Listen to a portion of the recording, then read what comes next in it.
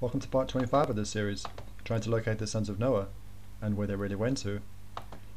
This is going to be our last video on the sons of Gomer, and I want to look at this prophecy, this famous prophecy from Jeremiah.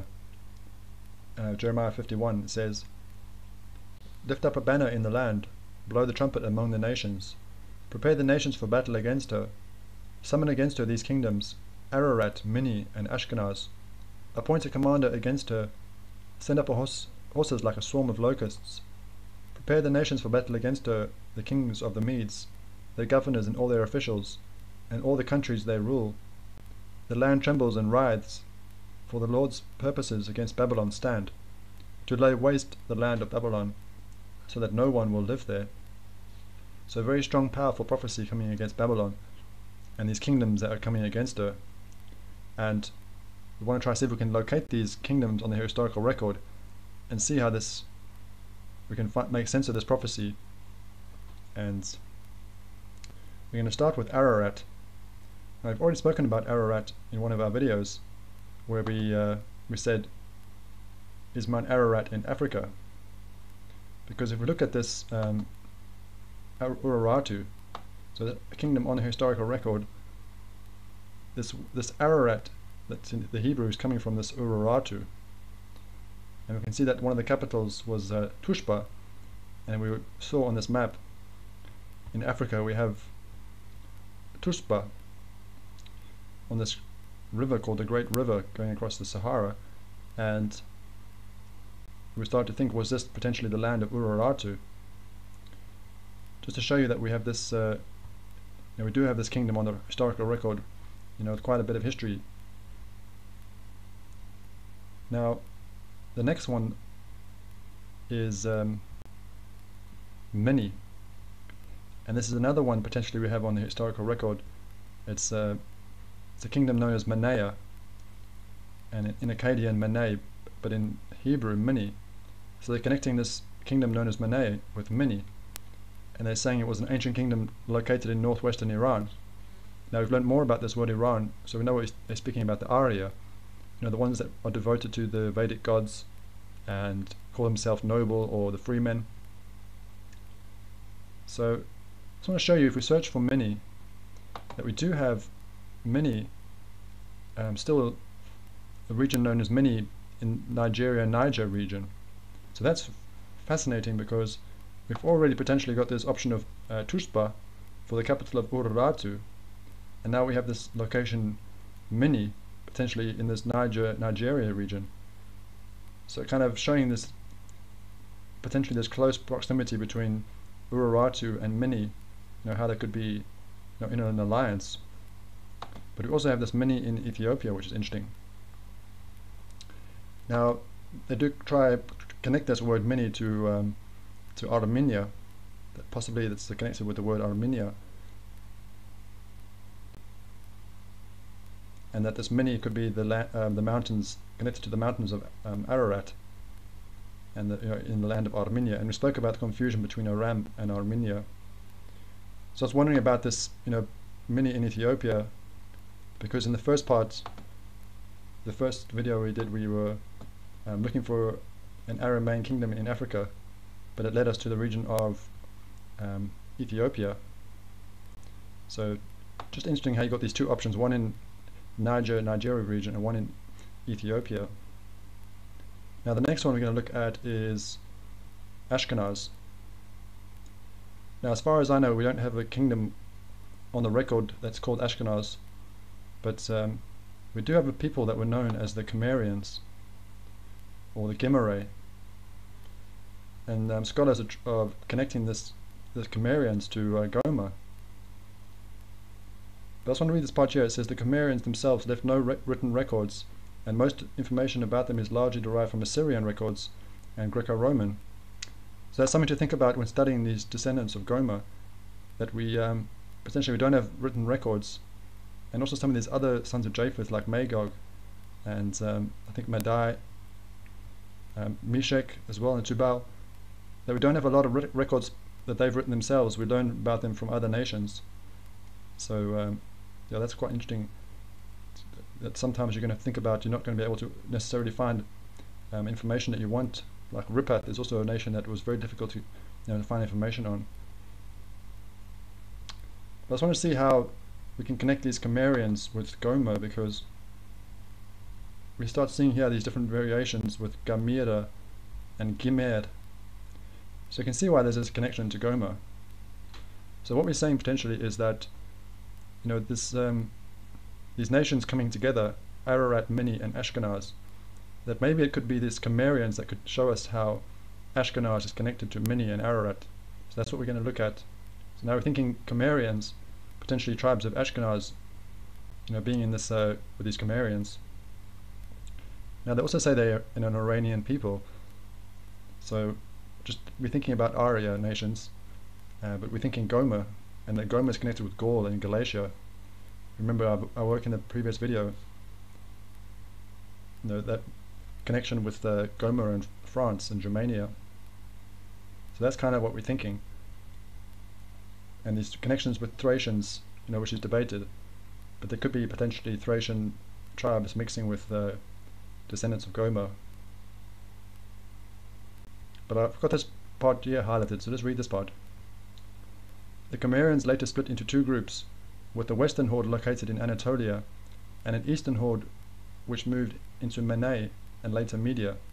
So here we can see that first connection with Camarions coming into Manae, and remember this is Mini.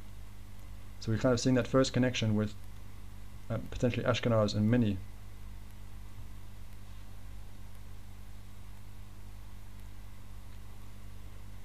Okay, I just want to see what else we can find. So I want to try to read this quickly, because I can't read all this. Just try to pick a few things out. So this part here, it says, the Camarions might have defeated attacks by the Araratian kings against Colchis and the nearby areas during the 720s BC. So now we're starting to see the Camarions coming into contact with Urartu, but it's actually fighting against each other. So not really, they're not allies yet. And we see this is the first time that the Camarions are coming onto the historical record, and it's when they're moving into the area of the kingdom of Mini. So we can see this now on the historical record. So potentially what we're saying is Ashkenaz moving into the area of Mini to try to connect it to that prophecy.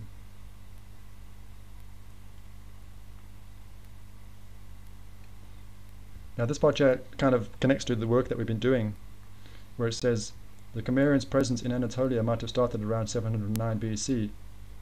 And it says the king Midas II of Mushki, Phrygia, who had previously been a bitter opponent of the Neo-Assyrian Empire in Anatolia.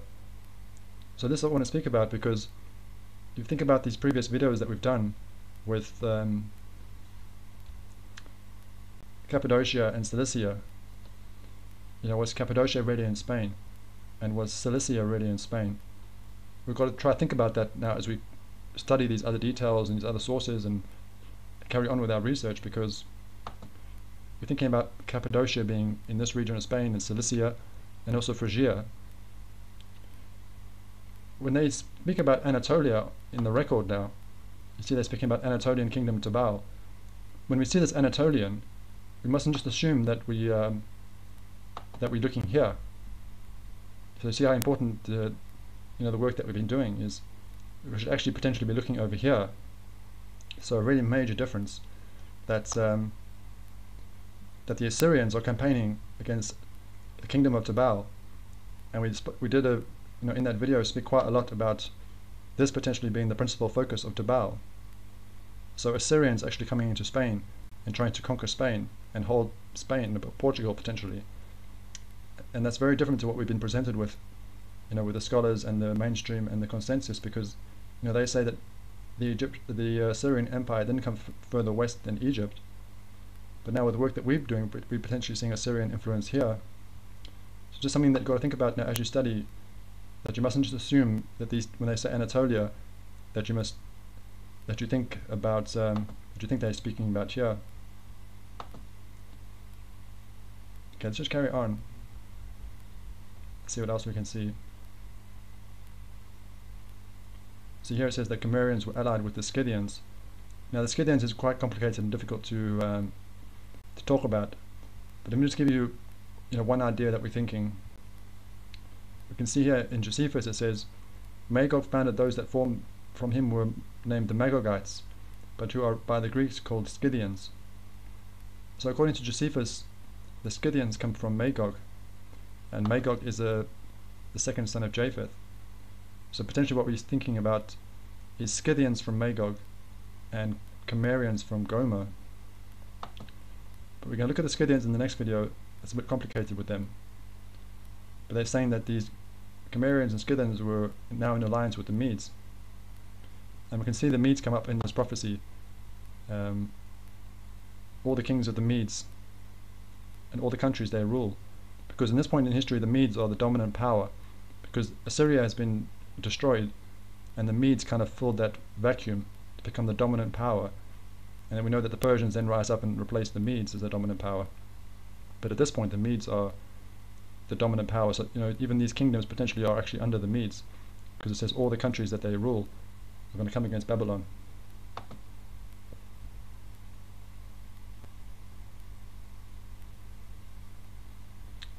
Let's see if there's any other interesting things. You can see how we got this in Anatolia again. So you've got to think about that, because it says here, by the later 7th century BC, the center of operations of the larger western, remember that there was that two divisions, the eastern and the western division of the Camarions was located in Anatolia. Now you can't straight away think about here. Potentially you must be thinking here. But can you see how that would actually make sense, that the western division was the principal focus? If we're connecting the Camarions with Gomer, and in those previous videos we're speaking about the strength of Gomer being here in Gaul and Galatia and France and Germania. So can you see how that would actually make sense, that this is that the western side is their strength and their focus, because this is going to be their where most of their people are, the strength of their people are, and this is going to be their main focus. So you can see how these details actually do make sense when you look at the record and think about what we've been working on.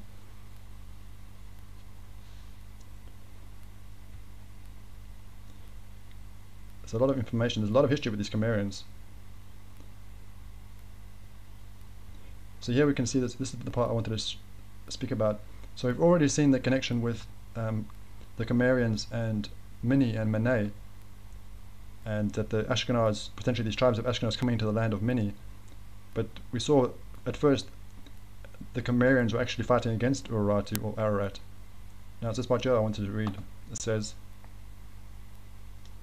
around 675 BC, the Camarions under their king Tugdami, in alliance with the Urartian king Rusa II, carried out a military campaign to the west against Mushki, Phrygia. Okay, so what we can see here now is that they're entering into an alliance. So now we can start to see this alliance forming with Ashkenaz and Urartu. So it's just interesting how we can see the record, the historical record potentially of this forming, and how they're connected. But you see they connect here with Mushki and Phrygia. So that's also interesting if you think about the work that we've been doing, how we're speaking potentially about Phrygia here and Meshech, how it makes sense potentially this connection with Meshech and Phrygia, and Togama is connected with Phrygia. I've just thought about something else as well that could be potentially interesting with this king Rusa of Urartu, because on this map I saw it's like a kingdom here, or a city called Marasa. Now the Ma means land, it could be the land of Rasa. So I was wondering if that could be connected to these kings that are called Rusa. This king Rusa of Urartu, if that Rusa could be connected to this land here known as Marasa. Because we're speaking about this being the land of Urartu, and this king of Urartu being named Rusa. I thought that was interesting there with Marasa.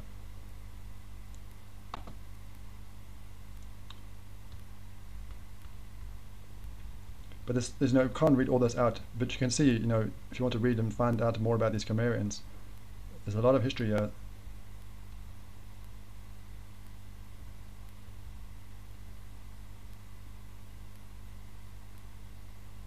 But yeah, I don't want to read all this because if you, like I said, if you want to, you can go through those details. I just wanted to show you how potentially we can see we've got Camarions allied with the Mini, quite earlier on, showing the connection potentially with Ashkenaz and Mini, and then we also had that forming an ally, becoming allies with Ararat. I think it was here in this part here, just to show you that that in the historical record we can find these details and show that the Bible is it's accurate, and it's we can trust it and use it. And yeah, we've learned a little bit more potentially about Ashkenaz, because we've got these people known as the Camarions, and we can see they come up a lot in the historical record, so we've got a lot of history for them if we can connect them to Gomer. But I just wanted to show you that even though in the previous videos we were speaking about the Gauls and the Galatians and Germania being connected with Gomer, but that we also see this influence of the descendants of Gomer in this territory and this work that we've been doing, that they're also influencing this region in the ancient world. And then we see these kingdoms like Mini potentially being in Niger, supporting this picture that we're working on with this land of Ararat potentially being here in Africa. So I hope you enjoyed this video, and on the next video we're going to be thinking about Magog, and I've already seen that he's connected with the Scythians. And yeah, just to show you how this region really looks like it was important in the ancient world. Like I've said a few times, we've been speaking about, also thinking about this haplogroup, this Indo-European haplogroup that they say, this R haplogroup that they connect with Indo-European.